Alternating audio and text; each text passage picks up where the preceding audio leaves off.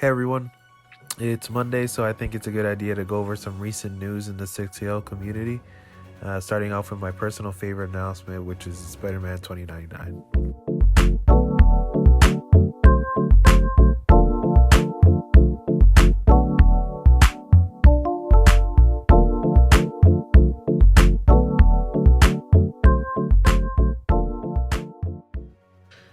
Alright, so like I said, we're going to start off with this guy, the Spider-Man 2099 from Spider-Man PS4. Hot Toys continues to pump these guys out, and I'm pretty much all for it. This is actually the first of the Spider-Man figures from the game to have the head on the base for the design instead of the chest symbol. I'm not really sure why they made that change, but it still looks pretty good to me. Comes with the standard webs and some of the same hands, but we do see some different hands here. Typically for Spidey, you get the flip hands, the relaxed ones, the ones that stick to the surfaces, and the fists. But for 2099, we also get an extra set of hands that seem to be more grasping-like, as well as the pointing finger from the iconic post-credit scene in Into the Spider-Verse. And I like that they included this, and I'm glad they kind of do this for certain figures. Kind of like how the Scarlet Spider figure had the two-finger point hand, so you can have him kind of saluting or just like also pointing or something like that. Also, it seems the webs will be attached via some sort of weird like wrist attachment that goes into the web shooters. So kind of like a two-part thing. I'm not really sure what's going on there, but I guess we'll figure that out when we actually get the figure. Now, when we take a look at the overall suit, I personally think it looks really freaking great. The suit has like this nice shine to it that doesn't look as plastic to me as like the Iron Spider figure that we got for Infinity War or any of those other suits. For whatever reason, it looks like a nice metallic kind of shine, even though it's definitely not metallic. It's probably just another type of plastic. Now, a lot of folks are reasonably worried about the chest symbol and it being damaged over time, but I think that's why they purposely lined up the abs and any potential articulation points in the midsection where the spider legs are, and they have like that little pointing design that you see here. I think that, as well as the overall thickness of the symbol, will definitely help prevent damage over time, but I'm still a bit like nervous to see how that's actually going to work. They did something a bit different, but pretty smart in the arms as well. So to prevent the arm from creasing as much as possible, they went ahead and put some breaks in that red material along the arms, so when you're posing it doesn't damage that red material at all. I feel like this just goes to show how Hot Toys is always trying to improve and is aware of different factors like creasing and stuff like that we obviously care about when we're picking out a figure. Besides that, I really love the mixed material used throughout the suit. I feel like it really keeps it true to the game's amazing, innovative design choices. Now, this is also the second figure I have noticed, the Mark IV being the first, that has a slimmer body compared to the advanced suit and even the Scarlet Spider suit. Now, I'm not really sure why that is. Maybe they're using a different body, but I can't see why they go through the trouble of having a whole new body for these Spider-Man figures. It's essentially the same person in each of the suits, only a different suit. So I don't think they'd go with a different body, but it is visibly less buff in areas like the traps and the chest, and overall it just looks like a much slimmer body and Spidey. But you guys can let me know if you see it as well or if I'm just seeing things. But this is the second figure now that they've announced back to back that I feel like has a slimmer body than the original one. But yeah, to kind of close things out, I really like this guy. I'm kind of bummed that they didn't include the webbed cape, but it's not really a deal breaker for me, even though I know it is for some people. Now, you might be saying like, well, that wasn't really in the game. And my argument to that would be that when they announced the Iron Spider, the comic version for the game, that one had 3 legs instead of 4 like it did in the game. And the main argument for that was, well, they went with 3 because it's more comic accurate, but it's not accurate to the game. So I feel like they kind of have to pick whether they want to be accurate to the game or to the comics while adapting these from the game. I know it's kind of like it's really a minor complaint, but it would have been nice to have at least an option, as well as like that 4th spider leg for the other figure if you wanted to have it accurate to the game, or in this case for this figure, add the webbed cape if you wanted to include that and have it either accurate to the game or the comics. They could have gave us the option to do that, but I know a lot of people were looking forward to it. But it's fine. It's also kind of interesting that they didn't include any translucent effect on him like they did with the Mark IV. I know they can't put it on every single figure that comes out, but I feel like it would have looked really good on this one. Again, it's not really a deal breaker for me. I'm probably going to be picking this figure up anyway as well. Right now, I'm starting to wonder what's kind of next for them. I think they're going to hit us with another random one, like maybe like the Ghost Spider or something like that. Something that no one's really expecting.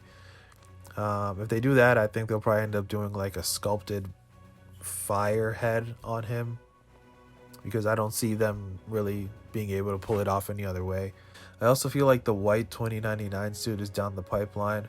I don't think it's anywhere near close to like now, because we just got the 2099. I don't feel like they would release two 2099 suits so close to each other, but I feel like they will eventually make the white suit. I really think they'll make almost every suit from this game, because they just seem to be selling really well, and the games are they just look great. Even the ones that I'm not really a fan of, most of the suits in this game look great. One big one that I think they're working on and trying to get it right is the Antioch suit. It's a huge moment in the game, so I feel like they just really want to get that right before they release it. My personal choice, of course, is the Mark 1 suit. I could be probably the only one wanting this guy, but if they release it, I'll be happy. So please, Hot Toys, if you hear me, just make this one for me. Thank you. Alright, so moving on, we have a new Iron Man that got announced. The rumor was that there was going to be a Neon Tech Iron Man. I feel like that's still coming eventually pretty soon. But right now, this is one we have. So they're calling it the holographic version. Now, I won't spend too much time on it because I'm not really an Iron Man expert or anything like that. But I personally think this is a really cool concept.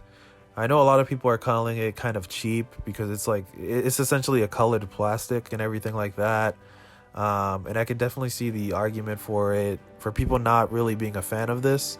But in my opinion, I feel like this figure will actually look really cool in a display.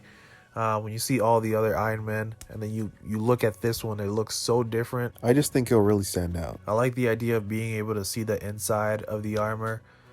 I've always liked that kind of design, like when, I don't know if you guys have seen them, but they have these see-through console controllers. Like I know the PS4 has one, and even the old like telephones they used to be able to see through, like the 90s. Now that I think of it, a lot of people are really mixed on that general design in the first place, so I guess I kind of understand them including that on a figure. But like I said, I personally like the design. We also get a remake of Whiplash from Iron Man 2. It's really easy to see that it's just a much better paint application this time around, and seemingly better materials, specifically for like the back pieces where the lashes or the whips attached. All of that seems to have been redone. It's really not that hard to see the improvements that Hot Toys have made throughout the years. And honestly, I wouldn't be surprised if we see more reissues or remakes of older figures, like the Mark 1 diecast that everybody's been wanting. I feel like they're going to go back and take a look at some figures that can definitely use an update and definitely release those, because honestly, the improvements they've made throughout the years are just like, you honestly can't even compare them. Like, there's certain figures that look like $20 figures, but they were made by Hot Toys. Compared to what we have now, the difference is just immense. Alright, but next up we have Stan the Man and his Ragnarok cameo outfit. A couple of small things to note is that he's not entirely accurate. There are parts like the white on the chest being outlined in yellow in real life, but green on the figure, as well as two small circles next to what looks like an incomplete rectangle, here being dark green or brown, but in the actual movie it's white. The shirt also is a bit too much of a clean white, but in the movie it's definitely a little bit darker. So small details like that, collectors really do care about, they pick up on.